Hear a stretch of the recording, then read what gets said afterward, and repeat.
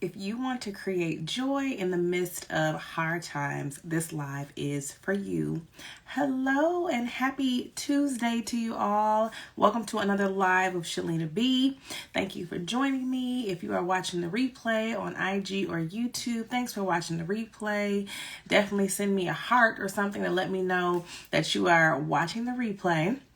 It feels like I haven't been on live in a while, but I've been, it's just been a week that I've been on live, but I haven't been interacting in my stories because I am going through my own hard time. But that's what I want to talk about today. We still want to create joy. We still want to find joy in the midst of hard times. So that's what I want to talk about today. I want to share a couple tips on how to still create that joy, how to find that joy, how to get back to yourself. Maybe you are stuck in a rut. Maybe you are feeling down. Maybe you are grieving like I am grieving.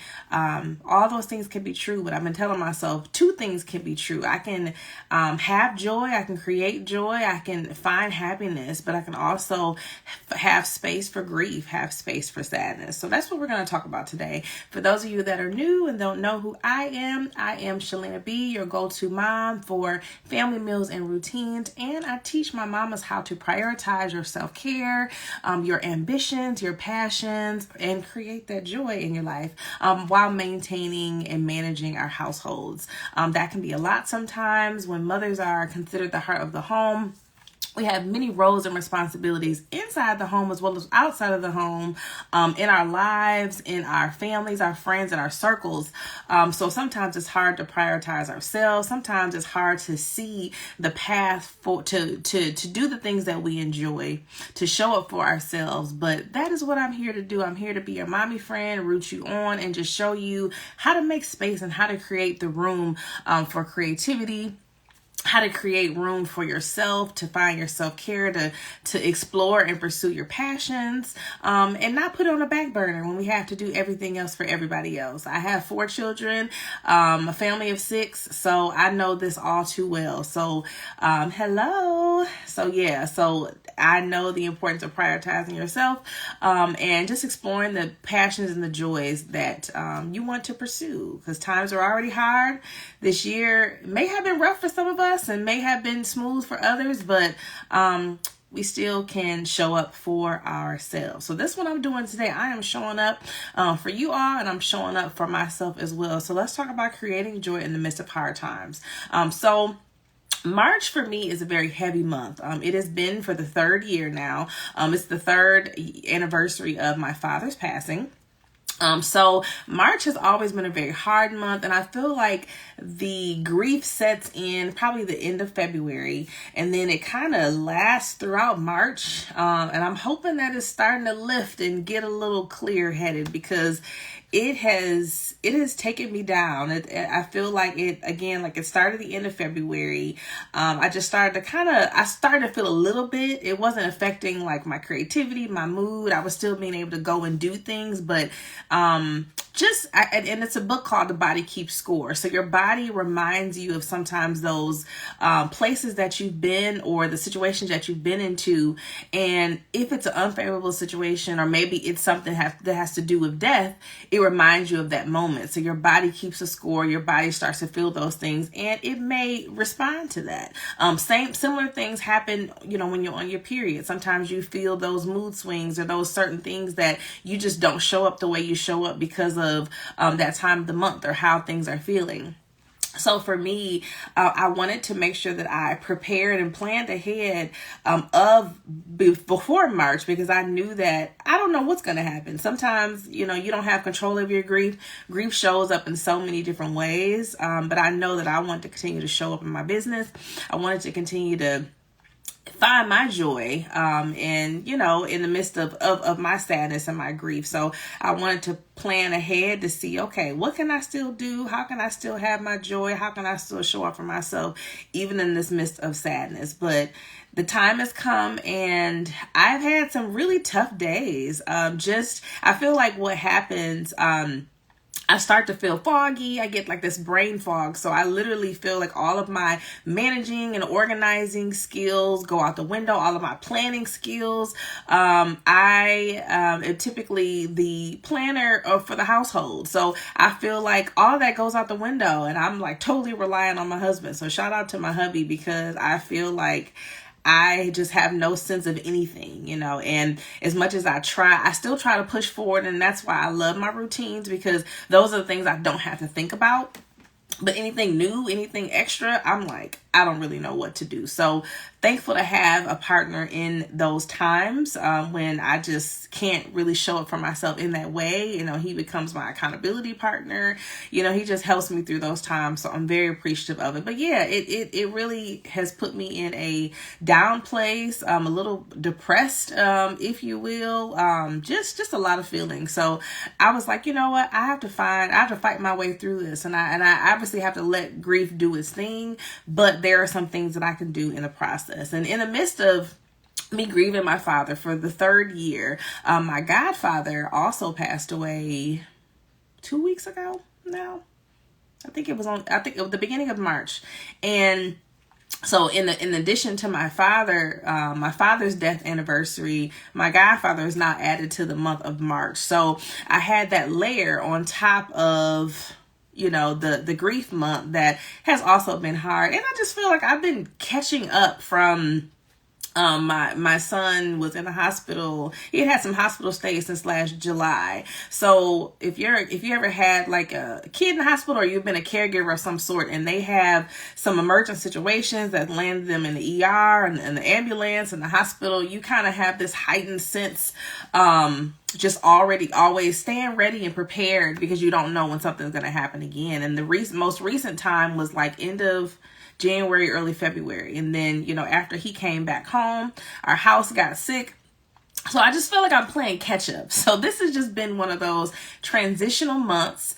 But my word for the year is motion, staying in motion. So I've been trying just to make sure that I'm staying in motion, that I'm pushing through, not pushing through to exhaustion, but pushing through enough to make sure that I make room for myself, that I keep space for myself in my life. Because sometimes, it seems harder to create space. It's harder to create joy. It's harder to do the things that we love, even in those hard times, especially when we have all the other things going on, our roles, our responsibilities, taking care of our home. Sometimes it's easy just to throw ourselves in all of that and neglect ourselves. But what we need the most is to care for ourselves, is to put time and energy into the things that we need to make ourselves feel better. So yeah, that's what I'm trying to do. I'm trying to crawl myself out of this. I give my grief a space, but I'm like, okay, I need my brain back. It's foggy. I need to be able to think. I need some clarity. So these are some of the things that I've been doing just in this time. I have 4 categories that I'm going to talk about, some things that you can do in the categories, and pretty simple things. Again, we already have low energy, low moods. If this is you, if not, that's great. I'm so glad that you maybe are in a high in your life. But as we know, everybody has highs, lows, ebbs, and flows. So right now, I'm ebbing, I'm flowing, and I got a low. But this should help you. If you have low energy, if you have a low mood, if you are just not in a great place. If not, share it with somebody who needs this as well. Share it with somebody that maybe your girlfriend or your mommy friend is in a rut. Maybe she's feeling kind of lost herself. This whole Bet on Yourself series is about showing up for yourself. It's Women's History Month. So we want to show up for ourselves. We want to bet on ourselves. We want to stop waiting for the moment to happen. We want to stop waiting to the right moment to do the thing. So the time is now. So that is all of the motivation that I have been trying to keep and on the front end, as I pursue my own passions, and I be the example that I want for other moms and women that also want to put themselves first in that area. So, okay, so the 4 categories are mind, body, soul, and spirit. We've heard this before, but those are the 4 categories. And this is kind of like a back to the basics thing. So that's why I said that there's simple things that you can do. Because sometimes you need those small steps. You put one baby foot in front of the other, and then you eventually can make those strides and steps and do the things that you want to do. So these are like the kickstarter, the jump start of the things that you can do to get you back in a better place and a better mood, and to keep on going for 2025. Because as we talked about in my lives, since January, we are reaching our goals. We are doing the things that we desire. We are going after the things that we desire. We're doing our SMART goals. We are being strategic about our goals and our year. So this is a part of that. The ruts are going to happen. Things are going to happen in our lives. And I have had time and time again things that have stopped me in my tracks, things that have set me back. And I'm tired of that. I'm like, I am tired of starting over. I am tired of being set back because whatever the thing I was going through has taken me out. And I had no choice but to start over. So I'm like, what can I do? What can I do for myself? How can I help myself this year so that I don't make the same mistakes I did the other years, that I don't do the same things and expect new results? So this year, strategically planning out my goals, having kind of like the fail safe when these things happen and when they show up, allowing myself the time to be, but also using the strategies and things that I put forward to move ahead. So, and if you have any questions at any time, obviously put them down in the chat or just comment if something is resonating with you. I always love when we chat back and forth. So the first one is the mind category. So when I think about the mind category, these are things that give you endorphins, such as completing a task. I think for the mind, when the mind is already tired or your mood is low, you don't want to do much. But the things that we need are sometimes those endorphins, those internal things that help get us going. So those endorphins send those signals to the brain, let you know that, oh, we've done a thing. So then we can keep doing another thing. So it builds the momentum and it helps us to keep going. It's kind of like a machine. You turn the switch and then everything starts slowly going until it's all working together. So you need something to activate your switch so you can keep pushing forward. And then also for the mind category, when we do the things in this category, they are activities that make room for your joy, make room for your creativity. And when we do these things, when we have endorphins, when we are making space for our creativity and joy, that helps to kind of curb that mood or all of those feelings that rise up about whatever is going on in your current situation. Like, obviously, this is not going to remove the situation or remove the hard time, but this is going to help give you a moment of joy. Even if it's a small moment, but it's going to help you push forward, get something done, and have a little joy while you're doing it. So I have a couple things in mind in the mind category. So the first thing is to make one decision ahead of time. Only one.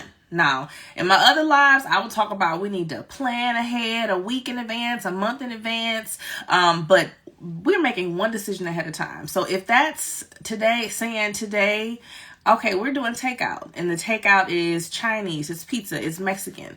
Sometimes that's even helpful to know ahead of time, like, okay, we're having takeout, so I don't have to worry about what we're cooking, and to know what that takeout is. Because I know for us, sometimes we're like, well, what do you want? Well, what do you want? And we're sitting there scrolling through whatever delivery service or online to figure out, well, what do we want to order? Or if you want to plan a meal for home. So maybe you find one thing in your freezer, you find a bag of chicken or some fish or a meatless meal, but you plan that out in advance. So that way, that is one thing that is not taking up brain space and not going to be a decision that you make in real time. And that also could be delegating a task.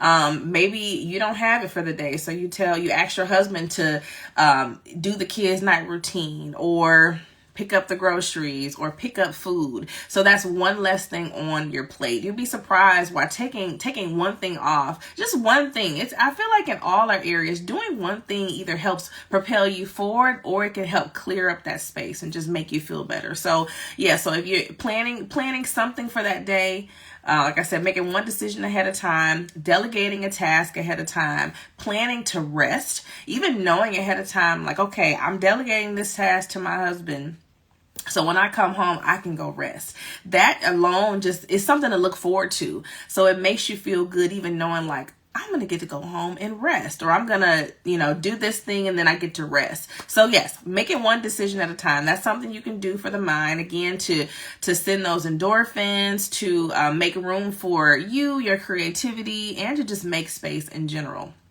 Another thing that you can do for the mind is to declutter.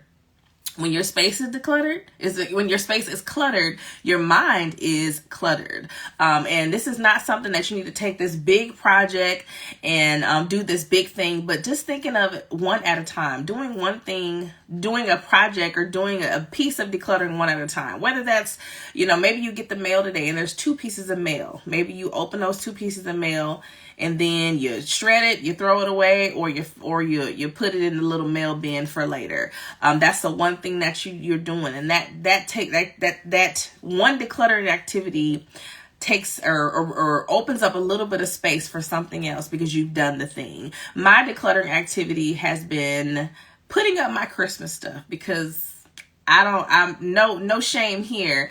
My Christmas stuff has still been up because I knew that it was going to take a little more work this year to put things up. I knew that with the health challenges and things that were going on, that was my focus. So I made sure that my house was clean, and I knew that once I start putting up my decor, I would have bins everywhere and I would have to organize the things in the bin. So I was like, you know what? I'm not even going to worry about that. So I had a original plan and deadline to take down my main tree President's Day weekend, because we had a 4-day weekend. I did that. I made that goal because I knew that I was going to be able to do that big task, because that tree was going to take the longest. So I knew that was the weekend that we had that was longer, that I would have time and space to put it up. So I did that. And then just yesterday, I put up the garland off of our staircase. I put up our entryway tree, which is just like a little thin, a slim tree. But the thing is, I'm doing these small tasks. I probably won't do any of it today, but that was my one decluttering task, and every little bit that I'm doing is just making me feel so much better. I've cleared off the vase filler of Christmas stuff, and I put my spring filler in there, and literally my space feels lighter. And it's crazy that happens, because I love Christmas decor in my home during the season. Like I typically do it right before Thanksgiving, then I keep it up through typically beginning of January. I typically take it down then, but I knew this year was going to be different. But my house feels so much lighter now in those different spaces, now that the garland and the heavy pine-esque trees and things are gone. And that alone is clearing up space. It's making me feel better. It's making my spaces feel lighter. I'm excited to clean the spaces because I can see the spaces, because all of that heavy decor is not there anymore. So think about, what is your one thing that you want to declutter? Like I said, it could be really small. It could be a pile that's been sitting in your room for a long time. Maybe you tackle it, or maybe you don't. Obviously decluttering and in a time where you just don't have it may not be the thing for you. But we can all find something in our home, something small that we can do that's going to clear up some space, and you will definitely feel better afterward. And just looking at the space, knowing that one little spot is clean. And I know that's something that really helps me when I'm a little stressed, feeling a little anxious. And maybe my house is in a little bit of a disarray, because that happens sometimes when my mood looks like my home. If I'm not in a great mood, sometimes my home may reflect that. But if I clean up an area, I can just keep looking at that area, and it just like eases and settles my mind. So find that one thing to do. Set a timer. It doesn't have to be long. Set a timer and work on that for that moment. And then pat yourself on the back. Be like, I did this task. Even in the midst of how I'm feeling right now, I showed up for myself and I did this one thing. And this one thing is going to be that light switch or that little spark that's going to help me to keep going. Another thing that you can do is I wrote, listen, don't consume. I'll say it again. Listen, don't consume. So what I mean by that is finding you some positive things to listen to in your ear. And don't consume as in get off the social media, okay? We all need our social media breaks, even if it's just a boundary, a daily boundary that you set that you get offline. Maybe you don't get on there before 10 o'clock. And maybe you get off of there by 8 o'clock, so you have a firm boundary to not really be on there all day, but to listen to things that bring you joy, that fills up your soul. So that can be a great podcast, an encouraging, motivating podcast. It could be a good audio book. I love a good self-help book, especially if I'm not in a great mood. That can really cheer me up. I'm getting into fiction. But I think that I have to listen a little harder with fiction for me personally, because I have to figure out what's happening and kind of follow the story. So it's a little bit less of like a relaxation for me, because I was reading this one book called Verity by Colleen Hoover. And I was on the edge of my seat the whole time reading the book. And those books, like I said, I find that I have to focus a little bit more. But if you're a fiction person, that's something that you can definitely do as well. But a good audio book, some good music. Sometimes I listen to my gospel playlist. Sometimes I listen to an instrumental playlist. Sometimes you don't want to hear words. You just want to be in your own thoughts. So sometimes I really enjoy listening to like the sound bath, a peaceful playlist. Sometimes I'll type in lo-fi or an instrumental playlist and see what comes up. Because sometimes, like I said, I just want to be with my own thoughts. But other times, a good praise and worship playlist does the job. But sometimes, you got to be mindful of what you consume, because if you're already in a down place and then you get online and then and then you see something that sets you off, or see something that reminds you of something that you didn't want to see, that can really mess up your progress. And we want to make sure that we're continuing to push forward, that we're trying to reach our goals, that we're just trying to feel good about ourselves. We're trying to show up for ourselves. And maybe that's not the day to be on that platform. And that's something that I try to honor often.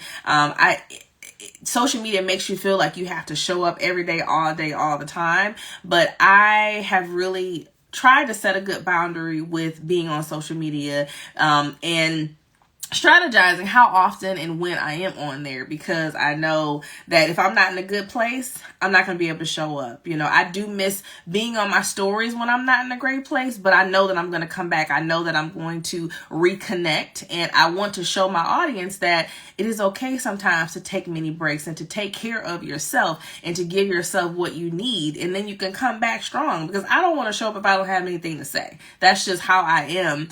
But when I do come back, I will have something to say and I will have something to share. And God is most likely have placed something on my heart, just like he did this message today. So make sure that you're listening to something, you're being intentionally, and you're really resetting your mind internally. You're listening to something that resets your brain, resets your mind, resets your thought pattern. Because I've been speaking really negative to myself too. That is something that I've worked on, and that's a continuing thing that you have to work on. I found that even in therapy, you can heal from some things, but I don't know if you can fully heal. I feel like there's things that you still have to maintain. You still have to make sure that, you just make sure that things are in check. So listening to positive things, listening to things that are, just good for your brain, good for your soul, your mind, can be really helpful. So that is that one. And then, plan. So under the plan, so I wrote out categories, y'all, because I need to make sure I stayed on task. So we're still under the mind category, but you can brain dump. That is another thing. If you don't want to declutter, if you don't want to plan any decisions ahead of time, brain dump. Just take a moment to sit down, write out everything that is in your brain. It does not have to have a rhyme or reason of how you write it down, but just literally pour it out of your brain. Because again, all the things that are happening, all the things that you are feeling, is sitting on your brain. So you can't think of other things. You can't really find the creativity and the joy because you're thinking about, I have to do this. This is going on. This is going wrong. So you want to be able to get that out of your head and just put it on paper. You don't have to do anything with it today, but you at least want to get it out so you can come back to it when you're a little clear-headed, a little less foggy, and then you can attack those things. And for me, when I brain dump, the categories pop off the page. So I'm able to see like, oh, these go in a category. These go in a category. This has a timeline. This is a deadline. It's my project management brain. So that's how I often operate, which is why when I'm in these moments and I'm so foggy, I'm frustrated because I use my brain for everything that I do, like my project management, my organization. All of it for me starts with my thought process and my thought patterns, and everything works together. But when I'm foggy, all the pieces don't come together. So that's definitely something that helps me to brain dump it all out and then to come back to it later. And I do something called the quadrant method when I do attack my brain dumping on my sheets of paper. And I did a live about that in the past. So if you're interested in that live, you can, if you're on Instagram, you can definitely look in my other lives, or just let me know you want me to send it to you. Just type in brain dump and I'll send you that live that talks about the quadrant method. So if you need help brain dumping and organizing and tackling your tasks, that's a really good project management tool to use for your homes.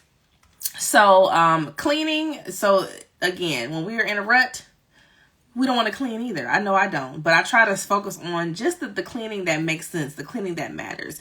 And one thing that you can do in this category is make up your bed. That's a simple thing to do. So when we're talking about in the mind category, what gives you those endorphins, what sparks creativity, what sparks joy, what makes room for the things that you love, making up your bed can be a small task that can make a huge difference in your life in that moment. So making up your bed, like I said, it gives you those endorphins.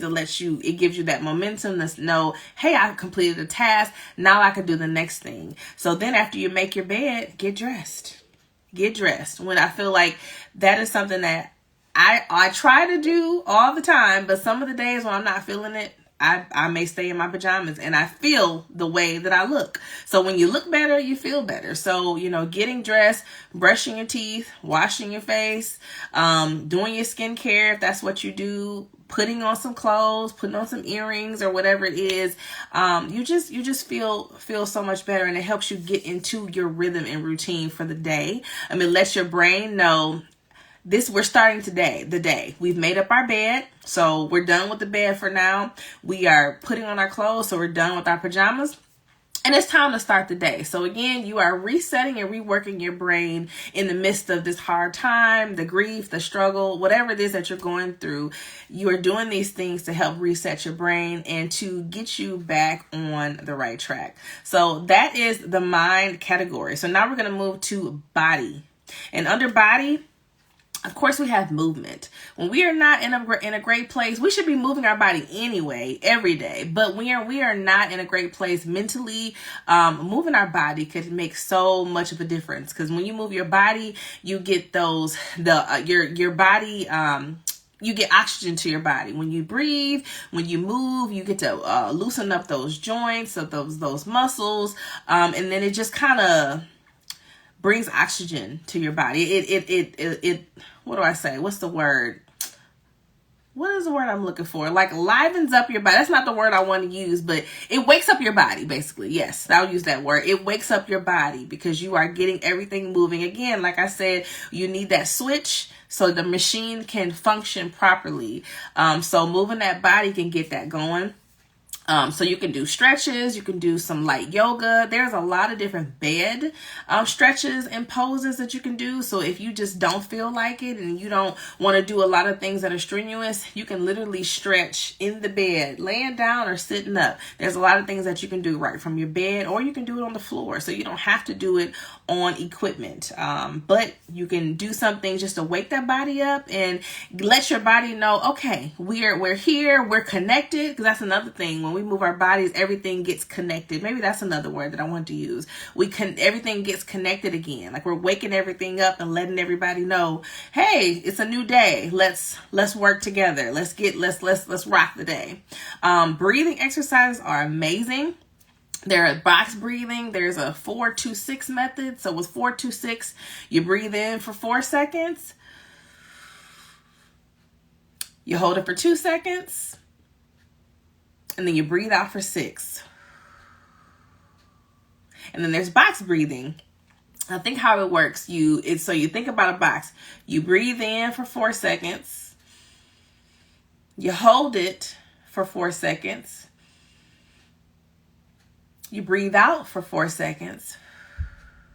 And I think you rest for 4 seconds. I'm trying to create the box, but yeah. So box breathing, you can look it up to see exactly for sure. But breathing again wakes the body up, gives oxygen to your body, connects your body, and lets your body know that you're ready to start the day. So even on your worst days, just do a couple breathing exercises if you don't feel like stretching, but do something to wake your body up. Other things that you can do.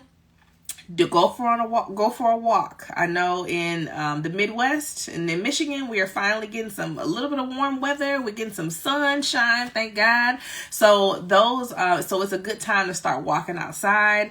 Walking alone just increases those endorphins. You get some natural vitamin D from the sun, because we don't absorb a lot of vitamin D. So I know I take a vitamin D supplement. So that also can help too, taking those vitamin D, getting the natural vitamin D or the supplements. A lot of benefits to that, but just being outside, being in nature, hearing the sounds, hearing the birds and the animals and everything, and just feeling the atmosphere can really do a lot of good for you. And if you don't feel like going for a walk, just go stand on your porch. Just go outside, stand on the porch, and just let the sun and the daylight hit you. Just let it hit you. And that alone could be enough to really change your day and make you feel better. Eating is also something to do for the body. Clean eating at that. I'm better this week, but last week, y'all, we were all off of our good food routine. And I chose some very unhealthy decisions, and I'm paying for it because I realized that the food that I was eating was probably keeping me down and depressed and sad, and it wasn't fueling me, and it made me not want to do anything, because I'm sure they're not putting all good ingredients in this fast food. So though I chose a comfort meal, that comfort kept me a little down. So this week we're back to our salads, and we prepped our salads and our fruits, and just trying to make better decisions. We did our grocery shopping, so we have a lot of colorful veggies and fruits in our fridge. So that is what our body is craving. That is what we need. And that is helping me get out of this rut. So eating clean, taking your vitamins, whatever vitamins that you take them to help, supplement whatever's going on. A lot of vitamins help your mood. Again, it can help, the absorption of vitamin D, your immune system, a lot of things. So they can be very, very healthy for you, especially for your gut, because an unhealthy gut will keep you in a rut. I wrote that down. I know that's corny, but it is true. It is true. When your gut is unhealthy, when you're not feeling well, you're going to continue to not feeling well if you eat the things that aren't going to help make your gut healthy and happy. I've learned a lot about the gut, and I'm continuing to learn about how gut health is connected to your mental, connected to a lot of conditions out there. So gut health is very important. And then, of course, we want to hydrate. We want to keep that water intake in there. We want to give that life to all of our organs, so again, they can move and they can function like they are supposed to. And then maybe on the other side of clean eating, maybe you give up something that you want to take out of your diet. Maybe it's a bad habit that you picked up, whether it's a comfort food or a comfort drink. Maybe you take that out of your diet so you can have more good habits. And for me, that was some alcohol. I felt like I was drinking more alcohol than I should have this past week, and I don't want that to take me away from God. I don't want to go to alcohol over going to God for my problems. So I'm like, you know what, let me cool on the alcohol. Let me get more focused on God, because I know that he is the only one that can get me through this situation. I cannot get through it. The comfort food, the alcohol is not going to help. So I was like, you know what, I'm aware that this I don't want this to get excessive, so let me pull back. So sometimes we have to pull back from something. We have to take something away. Maybe we even fast from something if we feel like it's taking us away from God in the midst of these hard times, because really that's who we need to rely on to get us out of these times. And of course, rest is another category, is another thing we can do under the body category, because of course rest is important, rest is productive, and rest is what helps us recover, helps our body rejuvenate, and gives us what we need to move forward. And I feel like I've been lacking a lot of rest. That's how I knew that. I think that's the first things that started to happen with me end of February, early March. I started getting insomnia. And typically I am tired enough or just relaxed enough to go to sleep, but I haven't been able to go to sleep, and I've been staying up pretty late. So I'm like, okay, this insomnia means something. So rest, I've been trying to get more rest, find pockets of rest, because that's what we need. We need to rest for our brains, to recover, all of those things. So whether it's like a power 15 or a power 30, that can be really, really helpful.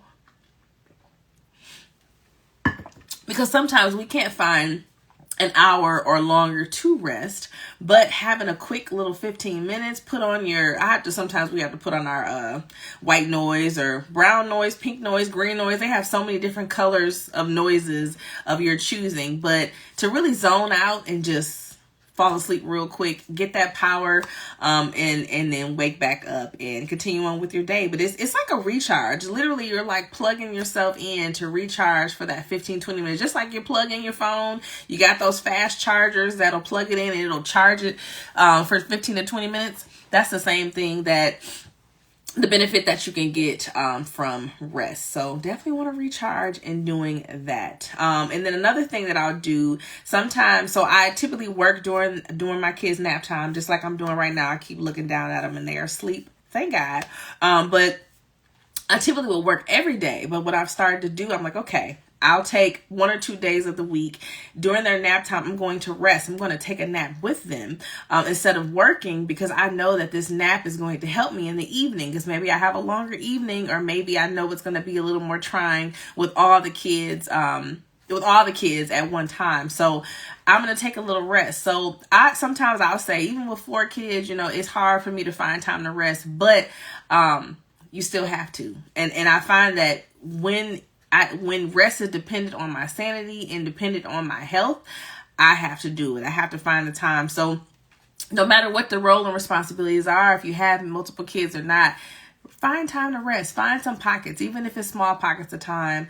We need to do that so we can recalibrate our brain and give that boost of energy so we can keep going, move forward, reach our goals, whatever it is. And then the last tip or thing in the body category is to sync your cycles. And I've been talking about this pretty much in every live, because as a woman, we have our cycles, or maybe you don't have your cycles anymore. I don't have my cycle anymore because I had a hysterectomy, but I do have my ovaries, so I still have the symptoms of a menstrual cycle, but I don't actually have the cycle itself.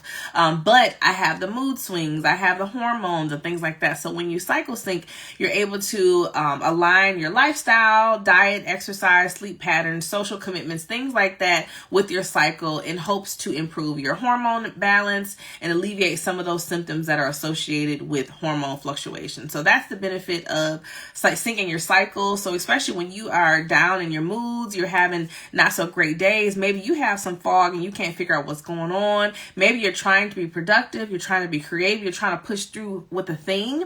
Knowing what phase you are in your cycle and knowing what moods come with that phase can really help you in general when you plan. I've talked about planning out your goals strategically for the year using cycle syncing, but also when you're like, man, I just can't get right now. What's going on? Sometimes you can see where you are in your cycle and realize like, oh, okay, I'm a little imbalanced right now. I'm tired, so I need to get some rest. Maybe I need to eat some more leafy green vegetables. Maybe I need to do these type of workouts to make sure that I'm getting what I need in this phase so my body can recover, and, do what it needs to do for the upcoming phase. So cycle syncing will be the last thing in the body category. 2 more categories and then we're going to wrap up. So now we have soul. So when we talk about creating joy in the midst of hard times, this is really that category of creating that joy, making space for that joy, whatever that joy is. So when I think about for the soul, what do I want to do for the soul? What joy do I want for the soul? And it could be your creativity. So what kind of creativity do you like? What sparks your creativity? What brings you joy in that category? And some of the things that I wrote down, I put playing with my children. And I realized that when I thought about that, I'm like, it brings me joy to play with my children, to spend time with my children, to be present with my children. Because sometimes too, when I'm in a rut, when I'm down, when I'm grieving, I am not as present as I want to be. But I've not forced myself, but I have committed to playing with my kids even when I don't really feel like it, because I just want to go lay in the bed and be sad. But playing with them is they're happy because their mom is present, their mom is playing with them, and then I get to see their laughs and their smiles and their joy, and then it taps into my inner child. It makes my inner child happy. So sometimes if you don't know what thing you want to create or what thing brings you joy, think about what makes your inner child happy. And the things that make my inner child happy are dancing. I love to dance, y'all. I will put music on and just dance all around, and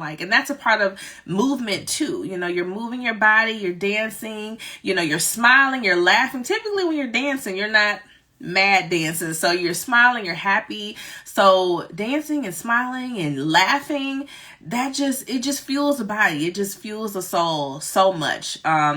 So think about what makes your inner child happy. What is your self-care? Maybe it's a self-care that you go to. Spiritual, mental, physical, emotional, the other self-cares that are out there. Maybe it's something that you tap in that way. Maybe it's talking to a good friend, going to dinner with a good friend, going to do an activity by yourself or with a good friend. Whatever fuels the soul and feels good, that is what we need to tap into in this space. Maybe it's journaling. Maybe it's journaling about the good things that have happened in your life, or thinking about the things that you are grateful for in your life. And it just, again, it shifts the brain into thinking about the positives versus focusing on the negatives and all the things that are going on in your life. Because it's easy to focus on all the bad things. Trust me, that's been me the past couple of days. It's been very bleak, and it's been hard for me to be positive and just think about the good things that are happening. So now I'm like, I need to do it myself. I need to think about the positive things. I need to pray about the things and the good things that are happening around me, even if they're not happening to me. What good is happening for other people? Because that's a blessing from God as well, to see other people win or being in their winning season and things like that. So got to find some hope somewhere. So thinking about the things that have happened around you or to you, the things that you're grateful for, food, shelter, clothing, family, just the simple things. Doesn't have to be super complicated. But again, all this just helps to rewire and reset your brain when you're in those hard times. And the other thing that fuels my soul is going live. And I knew that was the one thing that I wanted to maintain, because that's the one thing that I said I wanted to do every week. And I was like, you know what? I want to take a break. I don't want to do it, but I'm like, you know what? You can do that for yourself. You can show up for yourself once a week, because in turn, I know that I'm helping somebody on the other side of that. And I want to be true to my God-given assignment and talk about the things that God has called me to talk about. And in turn, it's helping me because I'm able to show up. I'm able to not isolate and shut down, because if I don't show up, I'm probably going to isolate and shut down.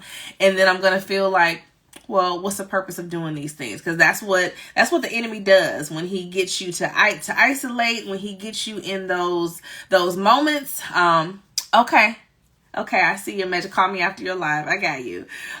So it can really shift you in a negative place. So yeah, so I said that I'm going to be consistent with going live, consistent with my strategy, because again, at the beginning of the year, we planned out our strategy for the year. We planned out our goals. We using the SMART goals method to make sure that we achieve our goals, even in the midst of setbacks and things that happen. We still want to achieve them. So this is me showing up and making sure that I still stick to my goals. I might not be doing everything in my business, but this is that one thing that I can stick to and that I'm showing up, and then it makes me happy. It makes me feel good.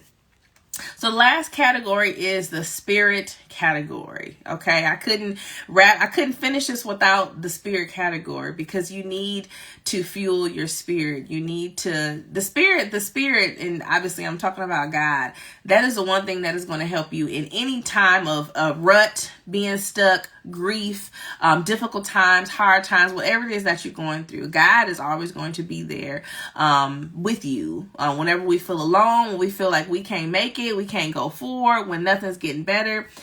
That's who we need to go to. And sometimes it can be very hard, because I know for me, when I get in those moments, I do feel all alone. And that's something that I have to continuously tell myself, like, God is with me. I am not alone. So I need to make space for him and not try to handle everything on my own. Because sometimes when we feel out of control, we try to find ways to control the situation again, instead of saying, well, God, it's out of my hands. You got it. And I have to make sure that I constantly am doing that. I'm constantly am letting him know, or me just relinquishing control to him. Because I can't control my situation, but that is something that it's a work in progress. Okay. So that is something that I'm constantly working on. But here are some things you can do in the spirit category.